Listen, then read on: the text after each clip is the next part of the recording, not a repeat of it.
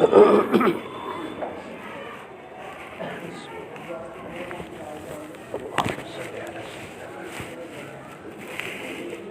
علیکم ورحمۃ اللہ وبرکاتہ۔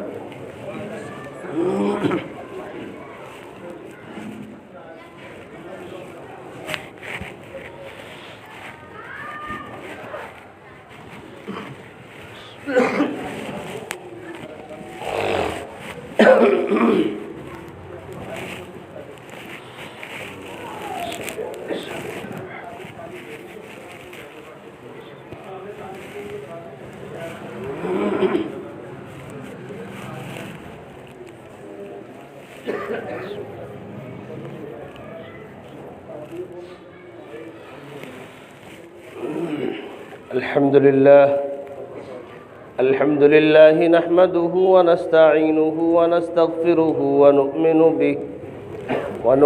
به ونتوكل عليه ونعوذ بالله من شرور أنفسنا ومن سيئات أعمالنا من يهده الله فلا مضل له ومن يضلل فلا هادي له ونشهد أن لا إله إلا الله وحده لا شريك له ونشهد أن سيدنا ومولانا محمدا عبده ورسوله أرسله بالحق بشيرا ونذيرا وداعيا إلى الله بإذنه وسراجا منيرا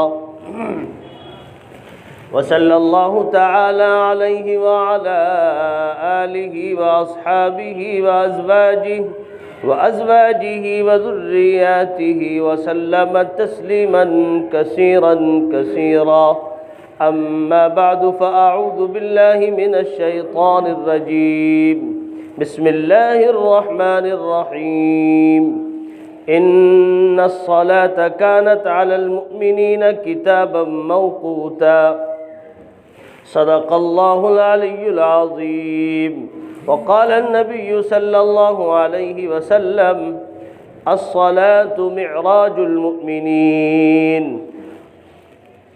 وبرواية أخرى مفتاح الجنة الصلاة أو كما قال صلى الله عليه وسلم اللهم صل على سيدنا محمد وعلى آل سيدنا محمد وبارك وسلم اللهم صل على سيدنا محمد وعلى آل سيدنا محمد وبارك وسلم اللهم صل على سيدنا محمد وعلى آل سيدنا محمد وبارك وسلم سبحان ربك رب العزة عما يصفون وسلام على المرسلين والحمد لله رب العالمين۔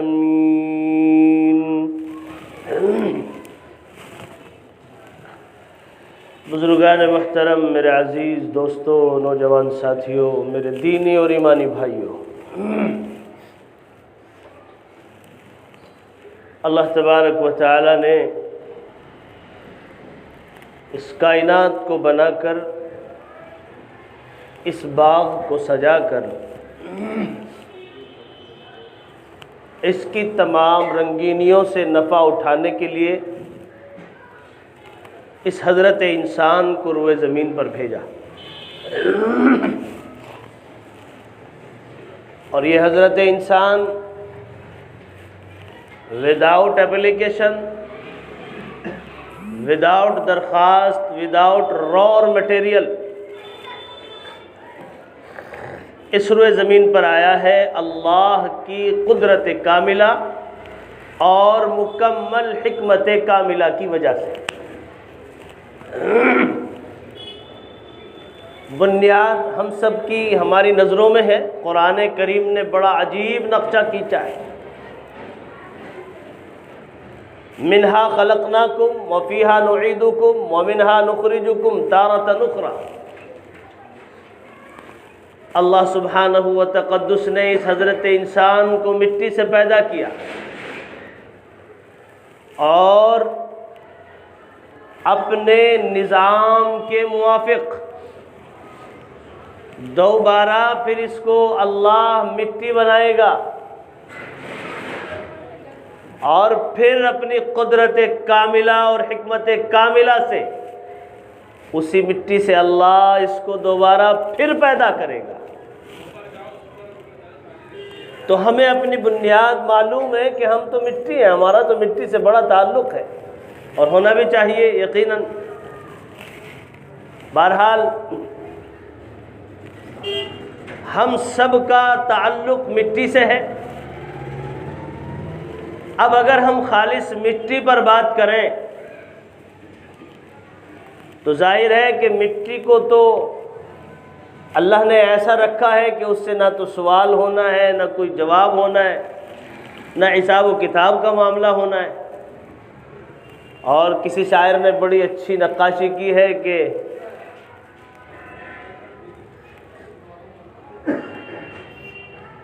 عمل سے زندگی بنتی ہے جنت بھی جہنم بھی،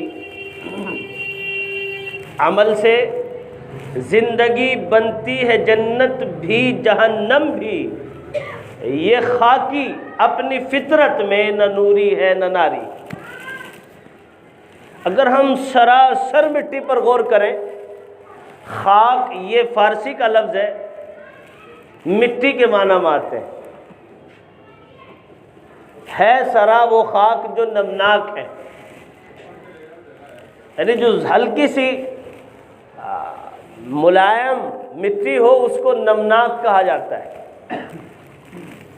تو یہ خاکی، چونکہ ہمارا جو مجسمہ ہے یقیناً اب کئی چیزوں کا معجون اور مرکب ہے، تو اس مٹی کے اندر اتنا سخت معاملہ تو ہے نہیں کہ جو کھنکدار مٹی سے، جس مٹی سے اللہ نے پیدا کیا، خلق الانسان من صلصال کالفخار۔ ہمارے استاد محترم نے جب تفسیر پڑھائی تو اشارہ کیا باقاعدہ انگلی سے، جیسے کہ کمہار کے یہاں جا کر، مٹی سے برتن بنانے والے کے یہاں جا کر ہم دیکھتے ہیں کہ کون سا برتن مضبوط ہے، تو جو اس کے پہچان کی ہمارے پاس علامت ہے، اسی علامت کو ظاہر کرنا پڑتا ہے، اور وہ علامت ہے برتن کو ہاتھ میں لیا اور انگلی سے اس کے اوپر یوں بجا کر دیکھا جاتا ہے، اگر اس کی آواز کھن کھن بولتی ہے تو ظاہر ہے کہ وہ پختہ ہے، اور ذرا سی اس کی آواز میں جھجراہٹ ہو تو اس کو وہیں رکھ دیا جاتا ہے کہ یہ کچا ہے۔ تو اگر ہم سراسر مٹی پر بات کریں تو یقینی بات ہے کہ مٹی تو نہ تو جہنم میں جائے گی اور نہ جنت میں جائے گی، لیکن یہ حضرت انسان جنت میں بھی جائے گا جہنم میں بھی جائے گا۔ تو شروع کے مصرے میں کہا عمل سے زندگی بنتی ہے جنت بھی جہنم بھی۔ اللہ تعالیٰ نے انسان کی فطرت کے اندر رکھا ہے کیا؟ خیر کو بھی اور شر کو بھی۔ اسی لیے تو یہ حضرت انسان ہے نا، ورنہ میں نے آپ کو بتلایا تھا کہ جو سراسر خیر ہے اس کو فرشتہ کہتے ہیں، اور جو سراسر شر ہے اس کو شیطان کہتے ہیں۔ ان دونوں کے مجموعے کا نام ہی تو حضرت انسان ہے۔ تو ظاہر ہے کہ معلوم ہوا اللہ تعالیٰ نے انسان کی فطرت کے اندر یہ بات رکھی ہے کہ وہ بھلائی کو بھی استعمال کرے یا برائی کو استعمال کرے، اس کا اختیار حضرت انسان کو ہے۔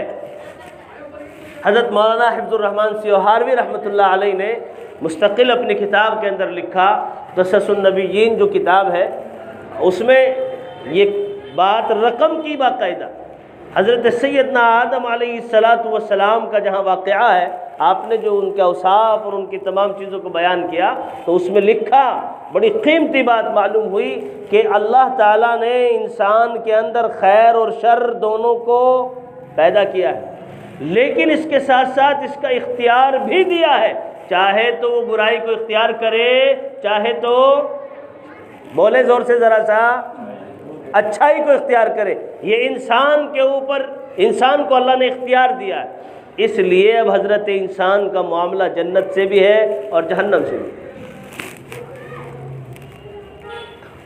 میں گزشتہ 2-3 جمعوں سے لگاتار مستقل ایک موضوع اختیار کیے ہوئے ہوں، اور وہ موضوع ہے نماز کا۔ کس کا موضوع ہے بھائی؟ نماز کا۔ بات سمجھ میں آ رہی ہے نا؟ موٹی موٹی باتیں تو مستقل آتی رہتی ہیں۔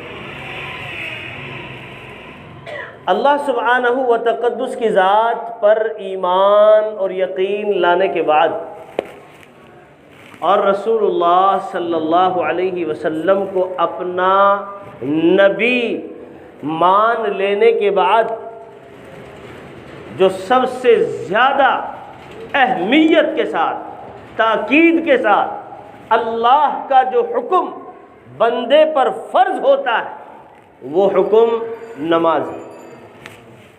کیا ہے بھائی؟ نماز۔ ہم کہتے ہیں مسلم ہیں، ہم مسلمان ہیں۔ پہلے تو میں آپ کو بتاؤں یہ غلط طریقے پر مستعمل ہوتے ہوتے ہوتے ہوتے مسلمان ہو گیا، لیکن لفظ ہے مسلم۔ حدیث کے اندر کیا لفظ استعمال ہوا؟ مسلم۔ جہاں بھی لفظ آیا المسلم من سلم المسلمون من لسانی ویدی، پکا سچا صحیح معنی کا مسلمان وہ ہو سکتا ہے کہ جس کے ہاتھ زبان پیر سے کسی دوسرے کو تکلیف نہ پہنچے، یعنی دوسرے تمام لوگ محفوظ رہیں۔ طلب العلم فریضۃ علی کل مسلم، ابن ماجہ کی روایت ہے، اللہ کے رسول صلی اللہ علیہ وسلم نے وہاں بھی مسلم کا لفظ استعمال کیا، یعنی صحیح معنی میں بات یہ ہے کہ مسلم کے اوپر چاہے وہ مرد ہو عورت ہو، علم دین کا حاصل کرنا، یعنی اتنا علم دین جس سے حرام اور حلال کی پہچان ہو جائے، یہ فرض ہے۔ تو لفظ تو اصل یہ کیا ہے؟ مسلم، لیکن تھوڑی سی دیر کے لیے ہم آپ ہی کی مان لیتے ہیں۔ مسلمان مسلمان مسلمان ایک نعرہ ہے، تمام لوگوں کی زبان پر یہ نعرہ ہے مسلمان۔ اب اس کے ہم ٹکڑے کرتے ہیں۔ مان جو اس میں لفظ ہے اگلا بالکل اخیر میم الف نون، تو یہ مان کس کو کہا جاتا ہے؟ ماننے ہی کو تو مان کہا جاتا ہے نا۔ ارے یار فلاں آدمی نے بڑا مان رکھا، کیا مطلب؟ جو رشتہ تھا اس کو خوب نبھایا، ہے نا؟ ہاں، یعنی داماد جی گھر پر آ گئے، اگر تھوڑی سی بھی مستقل اس میں کہیں ادھر ادھر کی بات ہو جائے تو وہ ناگوار گزرتی ہے۔ فلاں رشتہ دار آ جائے تو اس کو ڈھنگ میں نہ پوچھا جائے تو اس کو ناگوار گزرتی ہے۔ اس کو پوچھنا بھی ہے اور پوجنا بھی ہے، یعنی چلتے وقت گاندھی جی بھی دینے۔ تب تو ہوگا کیا کہ وہ 10 جگہ پر جا کر کہے گا یار اچھا فلاں آدمی نے بڑا مان رکھا۔ معلوم ہوا کہ مان کو سمان ہے۔ جب یہ مان رکھے گا تو ظاہر ہے کہ یہ بھی اس کو سمان دے گا، مستقل جا کر 10 جگہوں پر تعریف کرے گا۔ ایسا ہے کہ نہیں؟ یہ تھوڑی سی دیہاتی بھاشا ہے، میں اس دیہاتی بھاشا کی پری بھاشا آپ حضرات کے سامنے رکھ رہا ہوں، اور خدا کرے کہ میرے برادر وطن مستقل یا میرے ساتھ اس ملک میں رہتے ہیں، اللہ ان کی سمجھ میں بھی اس بات کو مستقل اتار دے۔ سب کہو آمین۔ ہمارے اوپر ضروری ہے کہ ہم ان کے لیے رات دن دعائیں کریں، اللہ ان کو ہدایت سے سرفراز فرمائے۔ ہاں، یہ ضروری ہے، ہمارے اوپر فرض ہے، لیکن یہ ہوگا جب ہم پختہ ہوں گے، اور آج رونا اسی بات کا ہے کہ ہماری پختگی ختم ہو چکی ہے۔ میں آپ کے مزاج کو 3 جمعوں سے لگاتار مستقل اسی طرف لیے جا رہا ہوں، لیکن عصر ہی میں مستقل مشاہدہ ہو جاتا ہے۔ الحمدللہ میں آپ سے سوال کرنا چاہتا ہوں آج، اور یہ سوال میں کیوں کر رہا ہوں اس کی وجہ سن لیجیے۔ میرے پاس مستقل مغرب کے بعد چند بچے گھر پر قاعدہ پڑھنے کے لیے آتے ہیں، ان میں بچیاں بھی ہیں، چھوٹی ہیں، ابھی شاگردہ ہیں میری، اور کچھ بچے ہیں۔ تو میں آپ کا ذہن بناؤں کہ ان بچوں کے ذہن میں آخر یہ بات کیوں آئی۔ انہوں نے مجھ سے سوال کیا، اور باقاعدہ انہوں نے مجھ سے وعدہ لیا کہ امام صاحب اس جمعے میں آپ کو یہی موضوع اختیار کرنا ہے۔ میں نے کہا بیٹا میرا یہی موضوع چل رہا ہے، یہ میرا آخری سبق ہے۔ سوال کیا ہے؟ پہلے تو ہم یہ سمجھیں، سوال کو سنیں۔ سوال یہ ہے کہ آیا ہم تمام مسلمانوں کے لیے کیا جمعے ہی کا دن نماز کا ہے؟ کیا ہم تمام مسلمانوں کے لیے عید ہی کا دن صرف نماز کا ہے؟ سوال سمجھ میں آ رہا ہے نا؟ ہمارا عمل بھی ایسا ہی ہے نا، 8 کی کھاٹ کی 360 کی وہ صفت ہماری ہو چکی ہے، جبکہ صفت ہماری کیا ہونی چاہیے تھی؟ آلو۔ کیا صفت ہونی چاہیے؟ آلو۔ جس سبزی میں ڈال دو بیچارہ ریلا پھر رہا ہے، چاہے حالات جیسے ہوں، ذمہ داریاں چاہے جتنی کیوں نہ ہوں، لیکن ہماری نماز کی پابندی، اللہ کے گھر کی حاضری وہ مکمل مستقل روز ہر وقت بر وقت ہونی چاہیے، ہے کہ نہیں؟ تو یہ سوال سمجھ میں آیا؟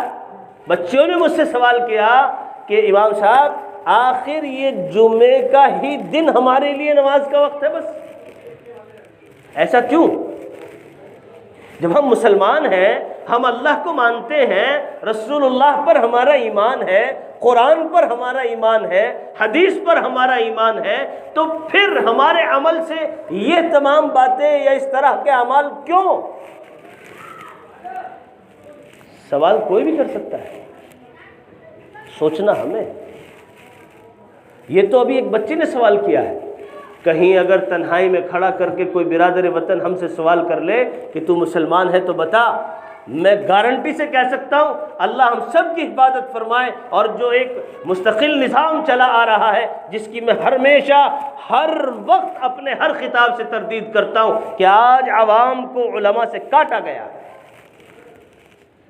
اس کاٹنے کی بنیاد پر یہ فطرت آ چکی ہے کہ آج ہمارے اندر بے دینی کو دیکھا جا رہا ہے۔ دین کی باتیں جب ہمارے سامنے آتی ہیں یا ان کا ذکر کیا جاتا ہے، میں قسم کھا کر اس اللہ کے رسول کے منبر سے کہہ سکتا ہوں کہ وہ تمام لوگ دین کی صحیح معنی میں بات سننے کی بھی طاقت نہیں رکھتے، ان کے اوپر ایک خلجان سا ہو جاتا ہے۔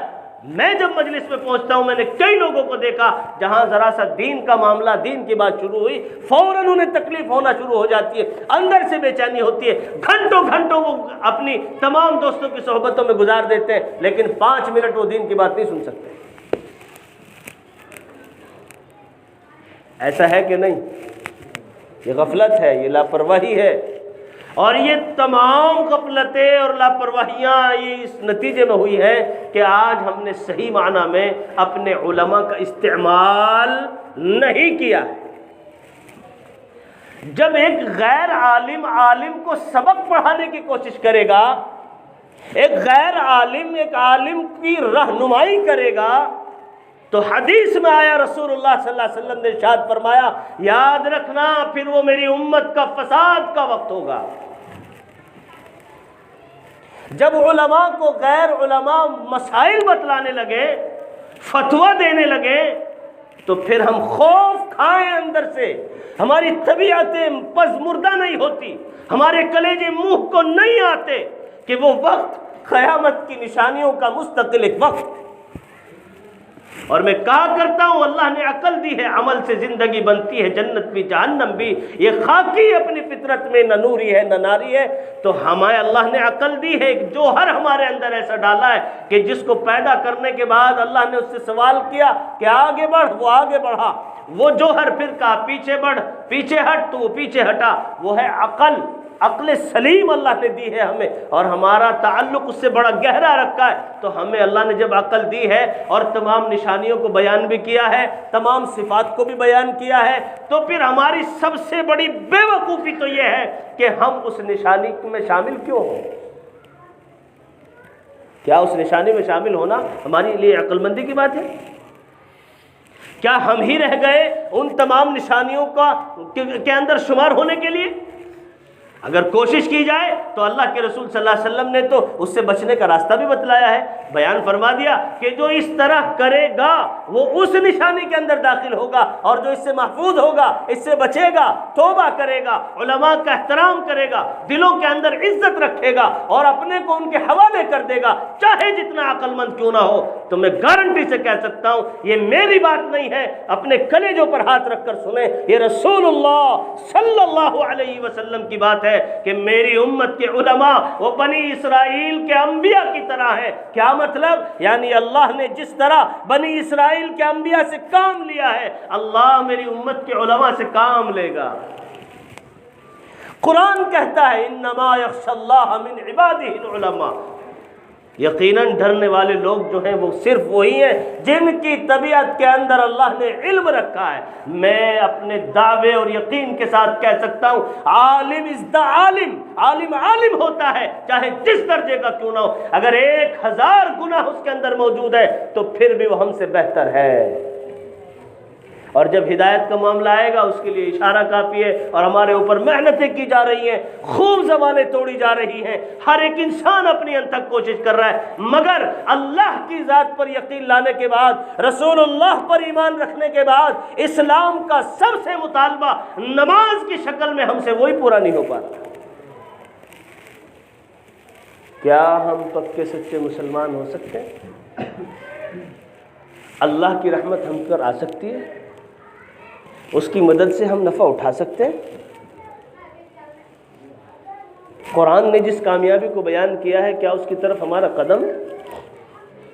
قدم تو جب ہو جب ہمیں فرصت ملے آپس کے جھگڑوں سے، قدم تو جب اٹھے جب ہمیں فرصت ملے دنیا کے کمانے سے، قدم تو جب اٹھے کہ جب ہمارے دلوں کو اللہ صاف کرے اس بات سے کہ ہم بیٹھ کر چوراہوں پر غیبتیں کرتے ہیں، ہم چغل خوریاں کرتے ہیں، ہم بدزنیاں پیدا کرتے ہیں، اپنے دماغ کے اندر مستقل سوچ بناتے رہتے ہیں۔ اللہ ہم سب کی حفاظت فرمائے۔ علی الاعلان کہہ رہا ہوں، سب کو کہہ رہا ہوں، میں بھی اسی کے اندر شامل ہوں۔ ہمیں صاف کرنا ہوگا اپنے ذہنوں کو، ہمیں صاف کرنا ہوگا اپنے دلوں کو، ہمیں صاف کرنا ہوگا اپنی سوچ کو، اتحاد اختیار کرنا ہوگا، اتفاق اختیار کرنا ہوگا، جماعتوں کو توڑنا ہوگا، اللہ کی وحدانیت کے اقرار کے ساتھ ہمیں ایک امت ہو کر زندگی کو گزارنا ہوگا، اور پھر اللہ اور اس کے رسول کے دیے ہوئے پیغامات کو ہمیں مضبوطی سے تھام کر اللہ کی رضا حاصل کر کے رسول اللہ کی اطاعت کے ساتھ اس دنیا سے واپس جانا ہوگا تاکہ ہمیں جنت مل سکے۔ نماز کتنی اہم چیز ہے۔ میں نے قرآن کریم کی جو آیت پڑھی، میں آتا ہوں اپنے اس موضوع کی طرف کہ اللہ تعالیٰ نے ارشاد فرمایا ان الصلاۃ کانت علی المؤمنین کتابا موقوتا۔ یہ اللہ کا کلام ہے میرے دوستو، کان کھول کر سنو، کلیجوں کو صاف رکھو اور پھر ان پر ہاتھ رکھو۔ اللہ کہہ رہا ہے ان الصلاۃ، بے شک نماز کو ہم نے قائم کیا۔ کب کیا؟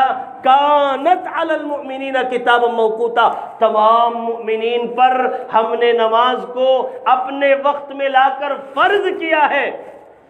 اب میں آپ سے ایک سوال کرتا ہوں، اللہ کا تو یہ فرمان ہے کہ فجر کے وقت میں فرض ہے، ظہر کے وقت میں فرض ہے، عصر کے وقت میں فرض ہے، مغرب کے وقت میں فرض ہے، عشاء کے وقت میں فرض ہے۔ تمام سوالوں کے، اشکالات کے جواب قرآن دے رہا ہے۔ ان تمام لوگوں کا بھی جواب ہے جو نمازوں کو اکٹھا کر کے پڑھتے ہیں، ان لوگوں کے لیے بھی جواب ہے جو نماز میں سستی اور ڈھیل کرتے ہیں، ان لوگوں کے لیے بھی جواب ہے جو نماز چھوڑ کر اپنے کام کو بنانے کی فکر کرتے ہیں۔ خدا کی قسم، قرآن پڑھیں، قرآن پر آ جائے تو تمام فرقے و فریق ختم ہو جائیں گے۔ اللہ کا وہی پیغام پہنچے گا کہ جو اللہ بندوں تک پہنچانا چاہتا ہے۔ ان الصلاۃ کانت علی المؤمنین کتابا موقوتا، تمام مؤمنین پر نماز اپنے وقت میں آ کر فرض ہوتی ہے۔ اس لیے میرے دینی اور ایمانی بھائیوں، میں سوال کرتا ہوں، کیا صرف جمعے کی 2 رکعات فرض پڑھنے سے ہی ہم مسلمان ہو جائیں گے؟ کیا سال بھر میں ایک عید کی نماز پڑھنے سے ہمارے اوپر مسلم لیبل لگ جائے گا؟ دنیاوی اعتبار سے لگ سکتا ہے، ظاہری اعتبار سے لگ سکتا ہے، لیکن قرآن و سنت کی نظر سے جب دیکھا جائے گا تو یقیناً ہمیں 0/0 نمبر ملیں گے۔ اس لیے اللہ نے انسان کی فطرت میں برائی اختیار کرنے کا بھی مادہ رکھا ہے، انسان کی فطرت میں بھلائی اختیار کرنے کا بھی مادہ رکھا ہے۔ رسول اللہ صلی اللہ علیہ وسلم نے ارشاد فرما دیا کہ نماز کے اندر مستقل میری آنکھوں کی ٹھنڈک ہے۔ ایمان کا بھی امتحان ہے۔ ہم بڑے عاشقان رسول بنتے ہیں نا، ایک طبقہ تو ہم میں سے مسلموں میں سے ایسا ہے جو مستقل جھومے جا رہا ہے کہ ہمیں رسول کا دامن نہیں چھوڑنا ہے، رسول کا دامن نہیں چھوڑیں گے، ہم عاشقان نبوت کے دعوے دار ہیں۔ میں پوچھنا چاہتا ہوں تمام لوگوں سے کہ عشق کا تقاضا کیا ہے؟ آنکھوں کی ٹھنڈک بنے یا آنکھوں کو تکلیف پہنچائے؟ ابھی تو دامن پکڑا ہی نہیں، چھوڑنے کی بات کہاں سے آ گئی؟ چھوٹے گا تو جب کسی چیز کو پکڑیں گے۔ دامن تو یہ ہے کہ 5 وقتہ اہتمام کے ساتھ مکمل ہمیں نمازیں ادا کرنی ہے۔ اور میرے دینی اور ایمانی بھائیوں، میں آج کے اس وقت کو دیکھتے ہوئے، اس کا مطالعہ کرتے ہوئے، بزرگوں کی دی ہوئی ایک ذمہ داری کو نبھاتے ہوئے یہ کہنا چاہتا ہوں، اپنے کو بھی میں خطاب کر رہا ہوں مستقل ساتھ ساتھ، کہ اللہ اس دور میں ہم سب کو ہمارے گھروں کے اندر مستقل 5 وقتہ نماز کا اہتمام نصیب فرمائے۔ کیوں؟ اس لیے کہ نماز ہی تو مومن کی معراج ہے۔ الصلاۃ معراج المؤمنین، نماز مومن کے لیے معراج ہے۔ مفتاح الجنت الصلاۃ، نبی کریم صلی اللہ علیہ وسلم کا فرمان ہے کہ نماز مومنین کے لیے اللہ کے خزانوں کی چابی ہے۔ بندہ سجدے میں آ کر جب اللہ سے سرگوشی کرتا ہے، حدیث میں نبی کریم صلی اللہ علیہ وسلم نے ارشاد فرمایا، جب تک وہ سجدے کے اندر رہتا ہے مانند اس کے ہے کہ بین قدمی الرحمن، وہ رحمان کے قدموں میں پڑا ہے۔ گزشتہ جمعے میں نے بتلایا تھا کہ یہ خوشامد کا نہایت درجہ ہے کہ جب انسان کسی کے قدموں میں پڑ جاتا ہے تو پھر ظاہر ہے کہ اس کی خوشامد کرتا ہے اور پھر اس کو بھی شرم آتی ہے، اس کو معاف کر دیتا ہے۔ تو ہمارا رب تو 70 ماؤں سے بھی زیادہ محبت کرتا ہے۔ جب ہم سرگوشی کریں گے، اپنے اندر اہتمام کو لائیں گے اور مستقل ہم نماز کے پابند بنیں گے اور 2 رکعت پڑھ کر ہم اس سے کہیں گے اللہ ہم کسی بھی قابل نہیں ہیں، مولا تیرا ہی تو فضل ہے جو ہم چل رہے ہیں، ہماری یہ ضرورت ہے، یہ ضرورت ہے، اے اللہ تمام چیزیں تیرے اختیار میں ہیں، اپنے خزانے غیب سے پورا فرما۔ میرا اور آپ کا یقین نہیں بلکہ کائنات کا ذرہ ذرہ اس کی شہادت دیتا ہے کہ انشاءاللہ وہ کام مستقل بنے گا۔ اس صفت کو ہم اختیار کریں تو کریں گے نا سب انشاءاللہ، نماز کی پابندی کریں گے۔ یا صفت صرف یہی رہے گی کہ خالص جمعے کی نماز ہے، جمعے کے دن بھی 2 رکعت کے علاوہ بھی تو بہت ساری نماز ہے نا۔ یہ مجمع مستقل بیٹھ کر آج اللہ کو حاضر ناظر سمجھ کر آج کی اس نسبت سے اللہ کے لیے وعدہ کرے کہ انشاءاللہ ہم چاہے جہاں رہیں گے لیکن آج کے خطاب کے بعد ہم اپنی نمازوں کو آگے پیچھے نہیں کریں گے، پابندی کے ساتھ ادا کریں گے انشاءاللہ۔ سب کریں گے نا مستقل، اور اس کا احساس رہے گا کہ مسجد کی حاضری کو لازم پکڑیں گے، مسجد میں ضرور حاضر ہوں گے، کہیں بھی رہیں مسجد میں ضرور حاضر ہوں گے۔ فرض نماز ہی پڑھیں لیکن مسجد میں پڑھیں، اور سنت، وتر، نفل، دیگر اور نمازیں آپ گھر پر پڑھیں، بچوں کو ساتھ لے کر پڑھیں، اس کا ماحول بنائیں، کیونکہ یہی وہ ایک حیرت احساس ہے، یہی ایک وہ درد ہے جو ہمیں مسلمان ہونے پر ابھارتا ہے اور ہماری پہچان قائم کراتا ہے۔ لِكُلِّ شَيْءٍ عَلَمٌ، ہر چیز کی ایک نشانی ہے، وَعَلَمُ الْإِيمَانِ الصَّلَاةُ، اور ایمان کی نشانی کیا ہے؟ نماز۔ الحائط بین الاسلام والکفر الصلاۃ، کفر اور اسلام کے درمیان دیوار، آڑ، تمیز کرنے والی چیز وہ نماز ہے۔ بہت ساری حدیث ہے، کتنی حدیث سناؤ ایمان کی حرارت کے لیے، تو صرف اللہ کے رسول صلی اللہ علیہ وسلم کی طرف اس بات کا منسوب کر لینا ہی کافی ہے۔ تو میں انشاءاللہ آپ حضرات سے پھر درخواست کرتا ہوں کہ آپ تمام حضرات مستقل مسجدوں کو بھریں، ان کے پیٹوں کو بھریں، نماز کی پابندی کریں، میں بھی پابندی کروں، دعا کریں کہ اللہ ہم سب کو، ہماری نسلوں کو، ہمیں بھی، آنے والی نسلوں کے لیے بھی ذریعہ بنا کر قبول فرمائے، پوری نسل کو قبول فرمائے، پوری قوم کو قبول فرمائے، پوری امت کو قبول فرمائے، اور اللہ ہمیں امت بن کر اللہ اپنے اور اپنے لاڈلے کے طریقوں کو پورا کرتے ہوئے زندگی گزارنے کی توفیق نصیب فرمائے، آمین اللہم آمین، وآخر الدعوانا الحمدللہ رب العالمین۔ ایک گزارش آپ حضرات سے کر رہا ہوں، حالانکہ 5 منٹ مجھے لینی تھی آپ حضرات کی، لیکن 1-2 منٹ میں آج کے جمعے کے تعلق سے میں نے پچھلے جمعے دعا سے پہلے ایک بات اور ایک تجویز رکھی تھی، اس کو دوبارہ آپ حضرات کے بیچ رکھ رہا ہوں، اور انشاءاللہ جب دعا ہوگی تو اس سے پہلے اس پر عمل ہوگا، سب کریں گے انشاءاللہ۔ پہلے یہ نیت بنا لیں کہ جو آج امام صاحب ہمیں بات بتائیں گے انشاءاللہ اس تجویز پر ہم ساتھ عمل کریں گے، نیت کر لیں انشاءاللہ، نیت کرنے سے تو کچھ نہیں جا رہا، نیت کریں گے تو اللہ آئندہ عمل کرنے کی توفیق دے گا، اور نیت کرنے پر ثواب ابھی سے شروع ہو جائے گا انشاءاللہ، حالانکہ 10-20 منٹ کے بعد وہ عمل ہوگا مگر نامہ اعمال ابھی سے جاری ہو جائے گا، ہے نا، ایڈوانس میں کھاتا کھل جائے گا۔ تجویز کیا بتلائی تھی؟ دیکھو آج مستقل تمام حضرات کی یہاں ہر علاقے کا رہنے والا انسان اپنے علاقے کو جانتا ہے کہ نہیں جانتا بھائی؟ آپ کی حیثیت میرے سامنے ہے اور میری حیثیت آپ کے سامنے ہے۔